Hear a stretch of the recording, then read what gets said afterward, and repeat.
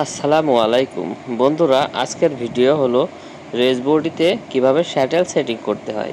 তো তাদের জন্য আজকের এই ভিডিওটি। অনেকের মেশিন চালাতে চালাতে শ্যাটেল খুলে পড়ে যায়, তো তারা অনেক সময় শ্যাটেল সেটিং করতে পারে না। তো আপনারা দেখেন কিভাবে আমরা শ্যাটেলটি সেটিং করি। প্রথমে শ্যাটেলটি আমরা রেসবোর্ডের ভিতরে সুন্দর করে বসিয়ে দেব।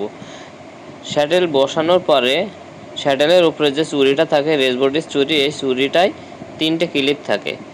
দুই পাশে 2টা ক্লিপ এবং মাঝখানে একটি তার থাকে। তো এই তারটা এই খাপে খাপে বসে যাবে। তারপরে আমরা দুই পাশে 2টা ক্লিপ চুরির উপরে উঠাইয়া দেব। উঠাই দেওয়ার পরে দেখবেন শ্যাটেলটি সুন্দরভাবে ঘষছে। তো বন্ধুরা, শ্যাটেল যখন সুন্দরভাবে সেট হয়ে যাবে, তো আমরা নির্দিষ্ট এই কাজটি করতে হবে, সেটা হলো তেল দেওয়া। রেসবডিতে তেল দিলে রেসবডিতে শ্যাটেলটি সুন্দরভাবে ইজিলি ঘোরে এবং মেশিনের সুতো কাটা কম হয়। তো এই ভুলটি কখনো করবেন না। শ্যাটেল সেটিং করার পরে আপনারা অবশ্যই তেল দিয়ে থাকবেন। তো বন্ধুরা, মেশিন সার্ভিসিংয়ের এই ধরনের ভিডিও পেতে আমার চ্যানেলটি অবশ্যই সাবস্ক্রাইব করবেন।